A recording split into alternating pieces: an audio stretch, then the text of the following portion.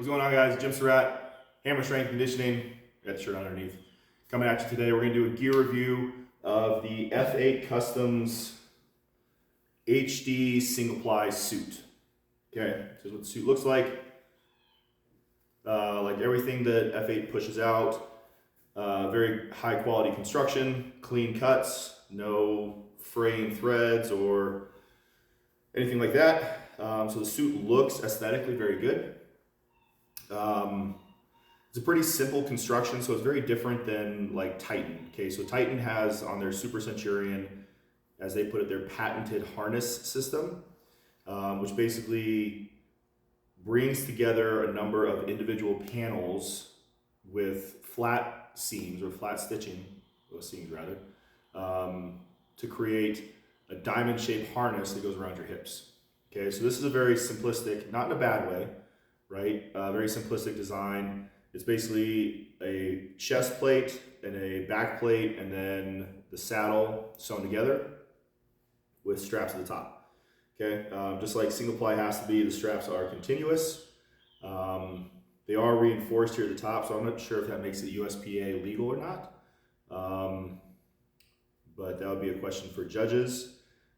Technically, it's a additional layer of support if we're getting nitpicky with it. So I'm not sure if it's be USPA legal. Definitely not IPF legal, but it could probably pass in a local USPA meeting, no problem.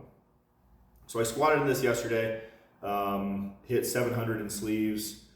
Overall, pretty happy with the suit. This is their HD material, their heavy duty material. So it's a thicker poly than the Super Centurion. So I think I've talked about it before, but single ply lends its support through stiffness or rigidity and compression, right? So multiply, especially poly, lends its support or creates its support and its assistance through thickness of material or through thickness of layers rather, right? So multiply meaning multiple layers of material, single ply meaning a single layer of material. So with only one layer of material to provide support, the material has to be very stiff and very rigid. Because of that, it's very difficult to deform the material.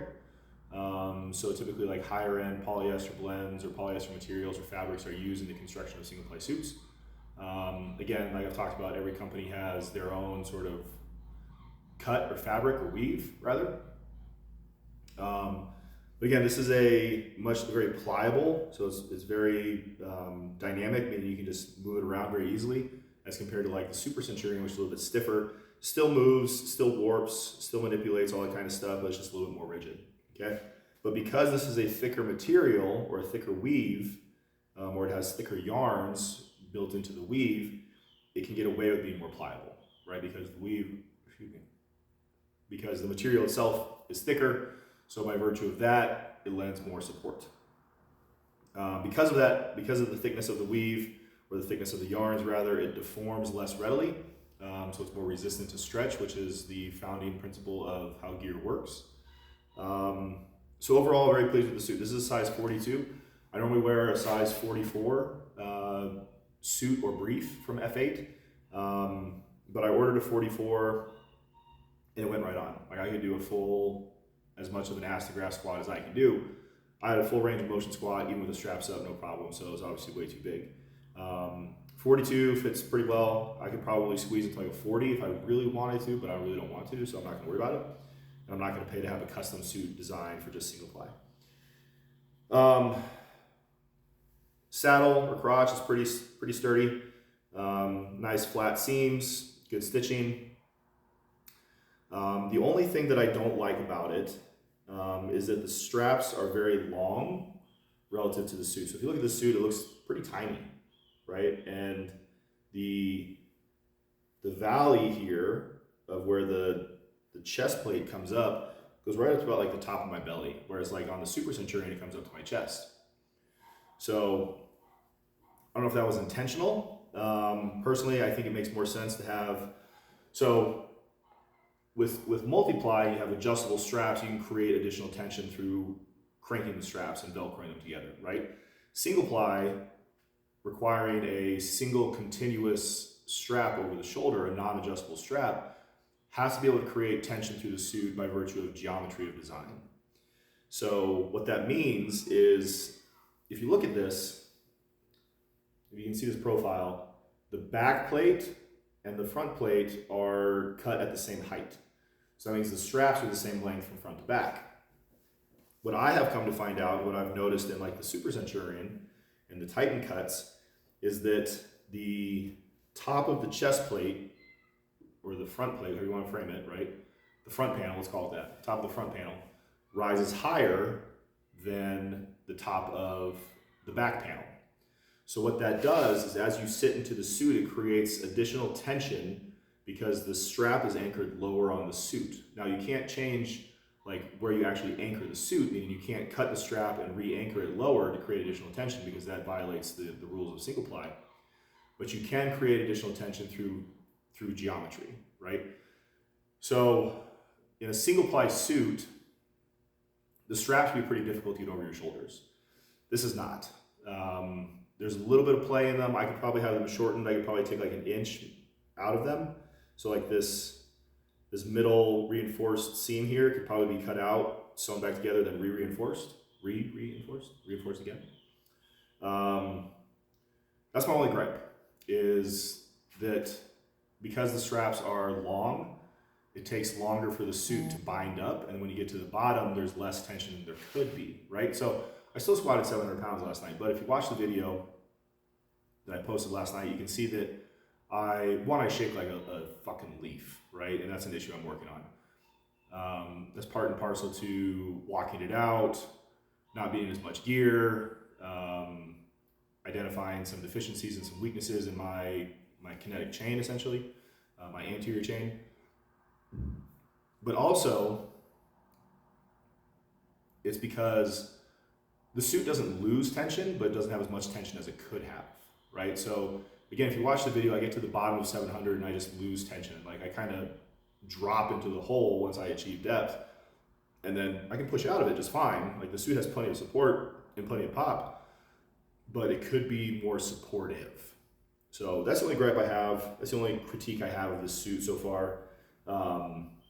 Is that two critiques.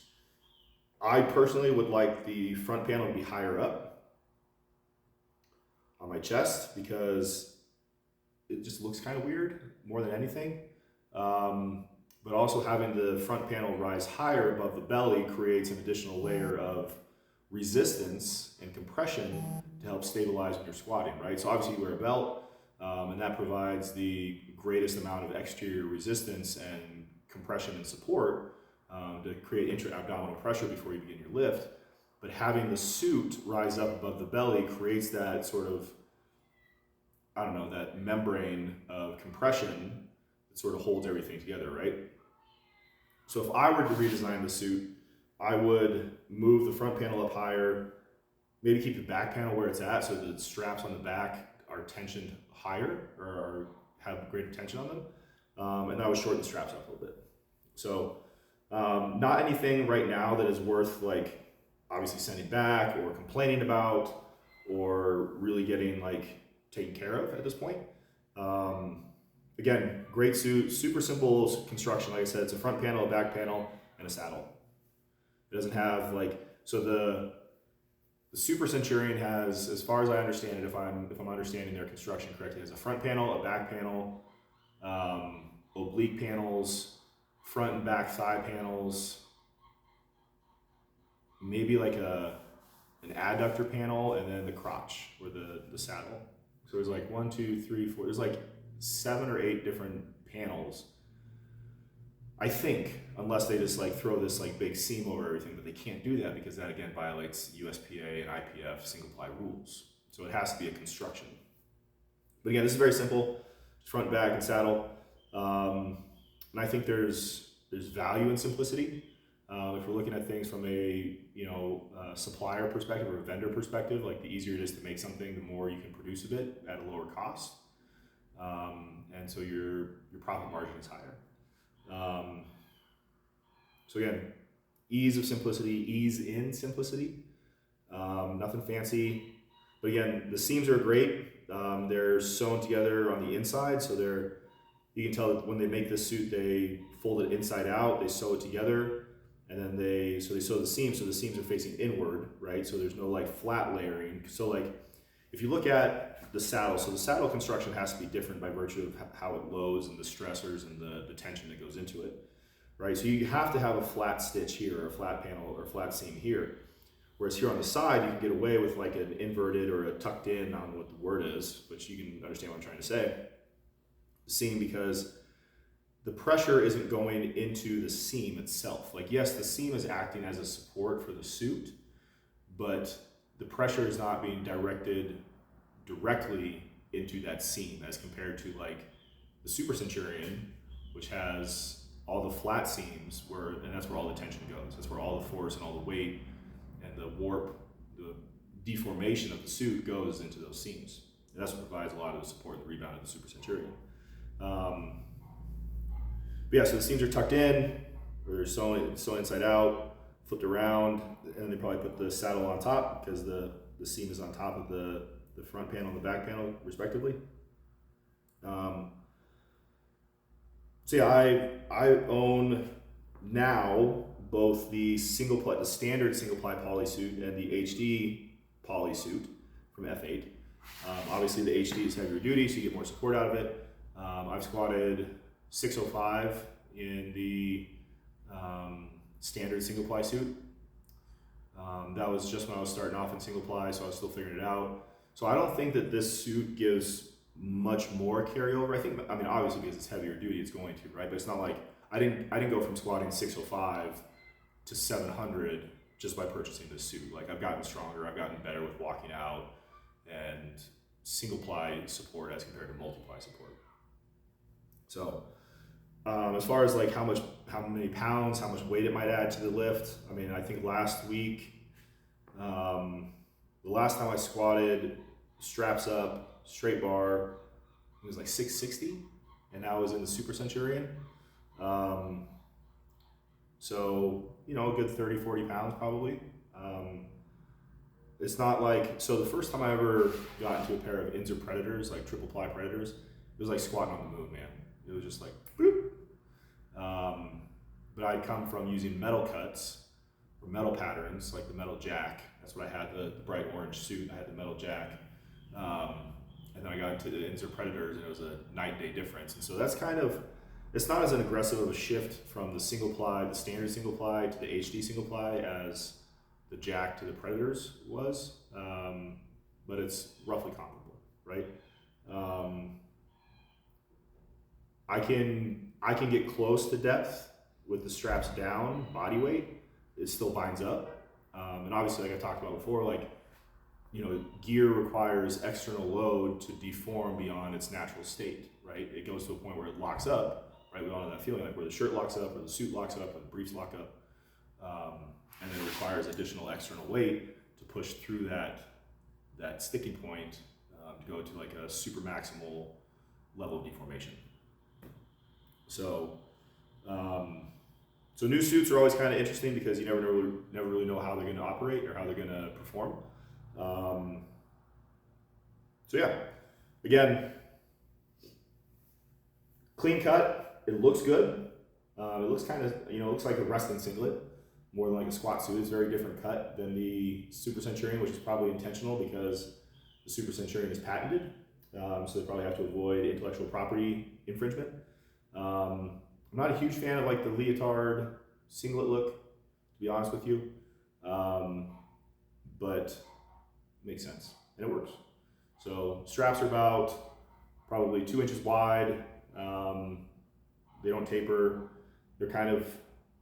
They rest sort of naturally at an angle. So they sort of diverge at an angle, so they cross up over your traps. And that can actually help with how the load is distributed across the suit or into the suit and down through the straps, right? So if your straps go straight up and down, it loads completely vertically, and the material is only going to deform one way, right? So when you sit back, so if I'm sitting back this way, the straps are going straight up and down, so the material is going to warp along probably the warp, because there's a warp and the weft of a weave, warp being north-south, weft being east-west, and And you can change the bias. You can have it be warp bias or weft bias or diagonal, all that kind of stuff to influence how you want the gear to operate, right? So this looks like a weft bias cut, meaning that, again, from my very basic and elementary level of understanding, you can definitely tell that the weave runs east-west, not north-south, which is a little bit counterintuitive to what I've been learning, but it also kind of makes sense because, like, if you want the material to be manipulated a certain way, you want to orient the material that way, right? I know that make any sense. So I'm still learning about this, right? And trying to gain a deeper understanding of like how gear can actually function as compared to just putting on a suit and squatting in it, right? Understanding how the material is cut, what the material is made of, how the different panels are stitched together. So like in a bench shirt, how those sleeves are sewn on. Are they sewn on externally or are they a integral component? How is the chest plate formed? How wide is the chest plate? All that kind of stuff, right? So there's a lot to be learned if you really just like start thinking about gear as compared to just using it. And the more you know about it, excuse me, I just had McDonald's for breakfast, so I'm pretty burpy. The more you know about it, the more you know, right? The more you know about it, the better you can use it. So overall, out of 10, I'd probably give it a solid 8.5. With the only two critiques being the low valley on the front plate and the overly long straps. So very solid suit. I think it runs about $210 for a single ply suit. Maybe a little bit more, but I think that's right. I think it's right around there, 210. Low twos for sure. So if you're into single ply, and you want a nice quality cut that doesn't, this is the thing, right? So the one thing that I will say about F8, and I've said a lot of things about F8, is that their customer service and their turnaround time is great, right? Rob and his team, I don't know them personally, but Rob and his team do a phenomenal job of either keeping enough stock sizes in stock and being able to push them out very quickly, or fabricating stuff with a very quick turnaround, right? So Titan has their own website, and then they also have an affiliate, liftinglarge.com. And when you go to order something from either Titan or liftinglarge.com, it'll give you an estimated turnaround time on a product. And a new Super Centurion is like 6 to 8 weeks. Sometimes, depends on the size, right? That's an outrageous amount of time. And like, unless you know that unless you are projecting weeks and weeks and weeks ahead, and you know that you have 6 to 8 weeks to train to whatever you have, and then you're gonna get this new suit for your comp cycle or for your next training cycle, that's fine, right? But if you want something now, like waiting 6 to 8 weeks is ridiculous. So I will say that F8 does a great job, and shout out again to Rob and his team. I think her name is Denise. She's basically the customer service rep. As soon as I got the 44 and I put it on, knew right away it was too big because it just went straight up. So I emailed her right away. I said, hey, this has only been worn, it hasn't been used, it's perfectly clean, there's no chalk on it, can I just exchange it? And she goes, straight up. So we just exchanged the 44 for a 42, and she had the 42 out in the mail via UPS that same day. I didn't have to wait for my suit to arrive there to then have the new one sent out to me. They sent the new one that night. So I got the new one within 2 or 3 days here in Arizona. And, obviously I shipped the old one back, right? But the whole process is just way easier and way more streamlined and consumer friendly than any other gear company. So big props to Rob and his team, the whole F8 company. They do a great job. So keep pushing out quality products and people appreciate it. So anyway, hopefully that was informative, educational, maybe a little bit entertaining. And let me know if you have questions. Feel free to shoot me a DM. You can find me on YouTube, Hammer SNC. Go to my website, www.hammersnc.com. You can email me, hammersnc@gmail.com, or I'm on Instagram, @hammersnc. All right? As always, don't waste the pain.